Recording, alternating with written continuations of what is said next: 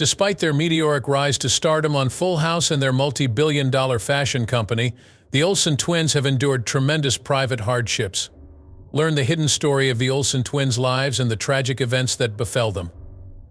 On June 13, 1986, in Sherman Oaks, California, Mary-Kate and Ashley Olsen came into this world. Elizabeth, who would go on to star in her own film, and Trent, their older brother, were all members of a large, active family. Courtney Taylor and Jake were born into the family through their father's second marriage after David Olsen and Jarnett's 1995 divorce. The lives of the twins were never typical, even from an early age. Full House, a hit ABC series, cast them as Michelle Tanner when they were just 6 months old. During an open casting call, the show's creator, Jeff Franklin, was enchanted by the twins because of their uncommon ease around strangers. Mary-Kate and Ashley took turns playing Michelle for the whole 8 seasons of the show, which ran until 1995, in order to comply with child labor rules that limited the amount of time a child may work. Both Mary-Kate and Ashley suffered greatly as a result of their meteoric climb to prominence. Robert Thorne had been hired as manager by the time the children were 3 years old by their parents. Along with his pivotal contribution to the formation of Dual Star, the entertainment firm that elevated the twins to celebrity status. Their impact grew to encompass not only television but also film, literature, music, and commerce as a result of this move. They were only 6 years old when the Olsen twins achieved the incredible feat of becoming Hollywood's youngest producers. They became millionaires by the time they were 10 years old. Even though they were successful, the twins' upbringing was anything but ordinary. Ashley opened up about their early years in the industry in an interview with Nylon, discussing how they were deeply immersed in the company from a young age. She went on to say, "Even when we were 10 years old, we were really involved in the process. Nevertheless, there was a cost to this commitment. There was very little time for them to be kids because of all the work." In an interview with Marie Claire from 2010, Mary-Kate expressed similar feelings, saying that their childhood was something she would never wish on anyone. She compared their feelings to that of young monkey entertainers and said how gazing at old images made her feel detached from her history. It was more of a fluke than a calculated strategy that propelled the twins to stardom. Full House cast members were discovered after their mother, in an act of pure chance, emailed a photo of the girls to a casting agency. Nevertheless, there were challenges along the way. Actor John Stamos, who portrayed Uncle Jesse on Full House, said that he sometimes found it difficult to work with the twins.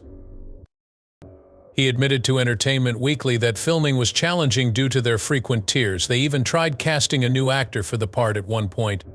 In the end, though, Mary-Kate and Ashley were rehired as their successors were unsuccessful. According to the Washington Post, Ashley was too terrified to appear on set during the first season, so Mary-Kate ended up doing most of the filming instead.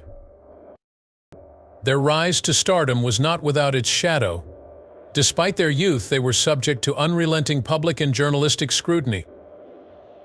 The Washington Post's Jay Matthews wrote about his family's obsession with the Olsen twins in 1991, even though they weren't very talented actors. Later in life, the twins' identity and mental health suffered as a result of this relentless scrutiny and pressure. As they matured in the glare of public scrutiny, the Olsen twins' tale took a sinister turn. Leaving the hit TV sitcom Full House wasn't the only challenge of life after Full House. Dealing with a family in disarray was another. Dave and Jarny Olsen's divorce in 1995 disrupted the Olsen twins' life of relative stability. Not just any split, this one. It happened at the same time as Full House was disbanding, along with the empire that had propelled them to fame. Even before he left the mortgage industry for Hollywood, their dad, Dave, had begun a relationship with Mackenzie, a co-worker from his days there. The breakup with Jarny was caused by this affair. Dave tied the knot with Mackenzie barely 1 month after the news of their divorce broke. The family was torn apart by the whirlwind. The fact that Mary-Kate went to the wedding while Ashley stayed with her mom spoke a lot about the distance between them emotionally. Speaking in a composed manner, Dave stated, "The girls are fine, but Jarny kept her feelings to herself." The twins clung to a sense of routine despite the mayhem at home. In an interview from 1996, Mary-Kate spoke about their school days, playing with friends, and sleepovers. Their private Studio City school, Campbell Hall Episcopal, fostered an environment that valued exploration and discovery. Truthfully, though, their lives were rather unusual. Careers were their top priority. Just picture yourself as the presenter of Saturday Night Live, unable to attend your senior prom. Truly, that is the outcome. They weren't advertising their film New York Minute by traveling around in limos or wearing elaborate costumes. It was even a punchline in their Saturday Night Live monologue. The Olsen's paths into adulthood, Mary-Kate and Ashley, were far from smooth. Things went downhill after the mayhem of their parents' divorce, and the stardom exerted negative influences. Something much more serious than what the press implied started to trouble Mary-Kate. Rumors regarding Mary-Kate's health started circulating in the early 2000s. The media was heartless, trivializing important issues and using offensive language. In order to treat her eating condition, Mary-Kate checked herself into a rehabilitation center shortly after graduating from high school, before she turned 18. She was in danger, so her therapist and father stepped in. People were afraid they would discover her lifeless on the floor from starvation, according to one source. A few months down the road, the identical twins made an appearance on Oprah's show. Even Oprah, who is famous for her compassionate interviews, failed to deliver. She asked them about their clothing sizes and otherwise probed them over the allegations of an eating issue. Ashley made a kind attempt to redirect the conversation, but Oprah insisted, further inflaming an already sensitive issue. Even from her loved ones, Mary-Kate was able to hit her stride. New York Minute director Denny Gordon remembers eating with her and noting nothing out of the ordinary. Even the movie's dad, Dr. Drew Pinsky, who portrayed the role, missed the symptoms.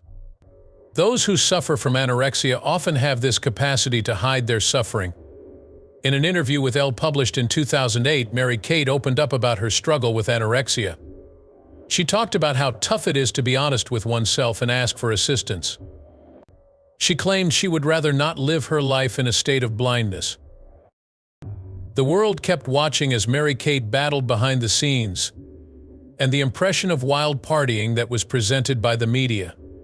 Even on Saturday Night Live, the twins made light of it by saying, "You're so skinny, eat a sandwich." In actuality, though, it was hilariously awful. As a 17-year-old, Mary-Kate had limited control over her care. Legal guardianship of her continued with her parents. Even her first semester plan to stay in outpatient treatment at NYU fell through. In addition to facing their own problems, Mary-Kate and Ashley Olsen found themselves embroiled in a new battleground: their pursuit of a regular life at NYU. They enrolled in September 2004 with great expectations for their collegiate experience. The twins, who chose not to live in a normal college dorm, invested in a penthouse in the West Village that was worth $7.3 million, but which they never occupied. However, their aspirations of pursuing further studies soon fell through. Word quickly spread that the twins had completely grown tired of it. Specifically, Mary-Kate was found to have skipped courses. She was said to be considering an independent study program in order to manage her time between New York City and Los Angeles. Speculation about Mary-Kate's possible return to eating disorder treatment began when she announced her intention to take a leave of absence. Actually, she had a strong network of therapists, dietitians, and food coaches already assembled. Not long after, Ashley did the same. Being famous put too much pressure on them, and they never felt comfortable at school. Spencer Pratt, the Hills villain who casts himself, enters the scene. He asserted in 2007 that he earned $50,000 from the sale of a photograph depicting Mary-Kate imbibing at a social event. Pratt began making derogatory remarks about Mary-Kate after this betrayal, sparking an animosity between them. It was only one instance of how their actions were closely watched and frequently used for financial gain. And they were running a successful business.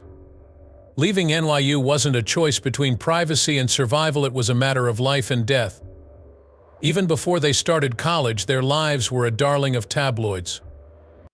The Olsens were famous for their style from the time they were teenagers, when their parents divorced, until they were adults. Their fame was more important than the number of films and specials they made for direct-to-video. As they neared their 18th birthday, the public's interest in following their every action intensified. A new degree of invasion occurred in the early 2000s when the internet began to take off. As a spooky way to celebrate the twins' impending 18th birthday, websites with countdowns to the big day appeared. They were already subject to widespread sexualization, and these sites just made it worse. As a child star, you have it tough. Another type of nightmare is being a public figure as a teenager. False narratives were spun out of every action and decision. Ashley sues National Enquirer for $40 million over false photo and headline that said she had blacked out from drugs. Even after the publisher apologized and corrected the mistake, the harm had already been done. Their lives were constantly marked by this type of intrusive observation. When a journalist approached Ashley and her boyfriend about their virginity when they weren't even legally adults, Ashley remembers feeling extremely defensive and indignant. The invasiveness of their celebrity was brought to light by her description of it as her worst nightmare. The constant scrutiny prevented the twins from enjoying a life that was typical. The very notoriety that had propelled them to stardom also hindered their efforts to assimilate into university life. Because of the public's obsession with them and the tabloid industry's ravenous need for controversy, they were deprived of much privacy. The commercial empire that Mary-Kate and Ashley had built persevered through all of these difficulties. The film, literary, and apparel production company Dual Star Entertainment Group achieved tremendous success. However, the impact of their notoriety could be seen. There was a tremendous amount of pressure to keep up appearances even while they dealt with personal issues. The smoking habits of the Olsen twins added fuel to the fire of public interest in their already hyped lifestyles. Mary-Kate and Ashley used to say they were clean living. They maintained their sobriety in an interview with Rolling Stone published in 2003. Then something happened. They appeared to have entered a new phase of their lives with the shift to smoke breaks adorned with couture. This practice became a media obsession. Perhaps the mystique surrounding the twins was heightened by the picture of them smoking together. It was a rare opportunity for the general public to witness their close relationship. They faded from public view, leaving us with these photos of them looking distant and unapproachable as they smoked cigarette after cigarette. Birds of prey, as she pondered why seeing the Olsen twins light up brought such a calming effect. Rachel Handler aptly expressed this feeling. Life and style were more scathing, saying that they looked old because they smoked. Their guests were given bowls upon bowls of smokes. It seemed as if their smoking habit were a little act of defiance against the continual surveillance, even rebellious.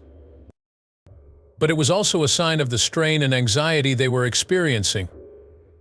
At a 2010 New York City Fashion Week party, Mary-Kate was reprimanded twice for smoking indoors, a clear indication of how seriously she took her habit. It was obvious that the twins were addicted, and they were prepared to put their professionalism on the line only to get high.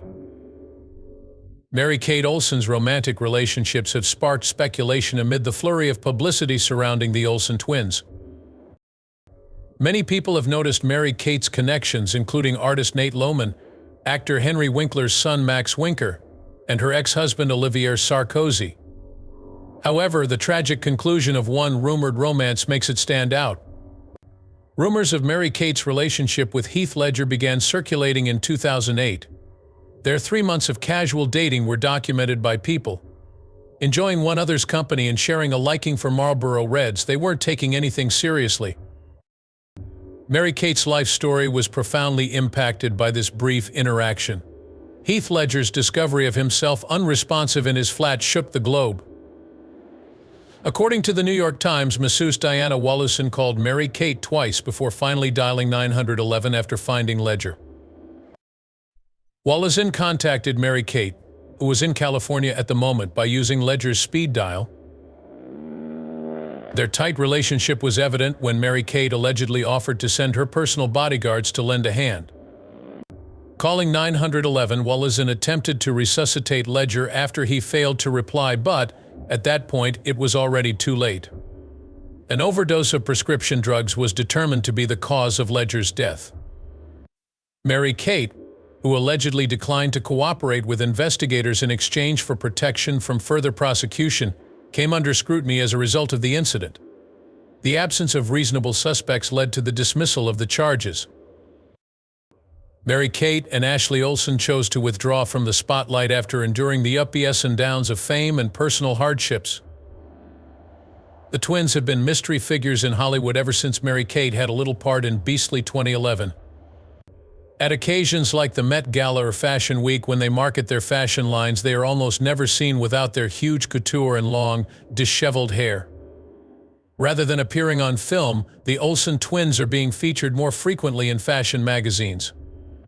It's difficult for us to conduct picture shoots now because we're accustomed to being on the other side of the camera and managing the process. Mary-Kate told Net-a-Porter's The Edit in 2017, "They seem to like staying out of the limelight despite having made a smooth transition from performing to fashion tycoon." While many of their Hollywood contemporaries are active on social media, the Olsens are noticeably absent. Ashley made a passing reference in the revision about how they have avoided that environment and remain quite insulated. In 2016, they made history by posting their first public selfie on Sephora's Instagram to promote their Elizabeth and James brand. It was as chic as one would hope, but it won't happen again. They have even withdrawn from their roots, avoiding the spotlight. To the disappointment of fans, they chose not to participate in the Fuller House revival. With their billion-dollar fashion empire under their belts and their private lives shrouded in secrecy, the twins have wholeheartedly embraced their jobs as designers. The Olsen sisters, Mary-Kate and Ashley, are fashion industry powerhouses who have amassed a premium label worthy of the spotlight. Their line, The Row, is known for its elegant, understated dresses that cost about $6,500. Although this is in line with other high-end labels like Lanvin and Bottega Veneta, it may appear outrageous to the average person. A $39,000 alligator rucksack was even sold out in 2011. In spite of the criticism leveled by animals' rights advocates, their run in the fashion industry, meanwhile, hasn't been entirely scandal-free. Their 2015 class action lawsuit was brought by former Row interns. Shahista Lalani, a graduate of Parsons School of Design, spearheaded the interns' accusations of wage fraud against Dual Star Entertainment Group. Lalani asserted that she toiled away at 50-hour weeks, carrying out duties normally reserved for salaried workers. She went so far as to say that she had to be hospitalized due to dehydration after sweating through her thick trench coats in the scorching weather. She explained to Page 6 that it is similar to having an employee, except that you are not being paid. A lot of interns broke down in tears over photocopying and coffee runs because of how hard the workplace was.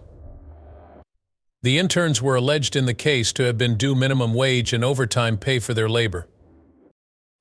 The Olsens settled out of court despite their representatives' claims that the case lacked merit. In order to show their appreciation for the interns who helped build their fashion empire, the settlement included paying $140,000 to be split among 185 of them. There have been many highs and lows along the way for Mary-Kate and Ashley Olsen. In public, Mary-Kate and French banker Olivier Sarkozy's love for one another was frequently embarrassing. However, when no one was seeing, things were far from ideal. The divorce papers were filed by Mary-Kate in April of 2020. But NYC Divorce filings were temporarily halted because of COVID-19. In May, she begged for an emergency order, saying that Sarkozy was attempting to kick her out of their flat after terminating their lease without her knowledge. Allegedly, Sarkozy gave her a short deadline to pack up her possessions, but the city's quarantine regulations rendered that impossible. Reportedly, he paid her no mind when she asked for more time. Due to the stress of the situation, Mary-Kate sought solace outside of the city with Ashley and friends. She was somewhat protected by her prenup despite the difficulties because of it. The twins suffered yet another devastating loss as Mary-Kate grappled with her own problems. In January of 2022, their cherished TV dad, Bob Saji, died unexpectedly. Ashley and Mary-Kate, Saji's TV daughters, were always very close to him. Saji continued to be protective and kept in touch with them even though they weren't in the Fuller House revival. The twins were devastated to hear of his death and paid tribute to the man they remembered as the most caring, generous, and loving person they had ever met. They paid their respects to the man who had touched their lives so profoundly by attending his funeral. Ashley Olsen has been sick more often than not as well. She was forced out of the spotlight and into a downward spiral after receiving a late-stage Lyme disease diagnosis in 2015. An arduous time that showcased her perseverance. The illness caused her to appear gaunt and frequently irritable. When Ashley's 2016 plastic surgery went horribly wrong, she had to deal with yet another major health crisis. Her face swelled, bruised, and became black because the procedure caused necrosis. She was traumatized by the need for intensive oxygen therapy to cure the disease. Ashley is still planning to have surgeries in the future, but she will be much more careful after her horrible experience.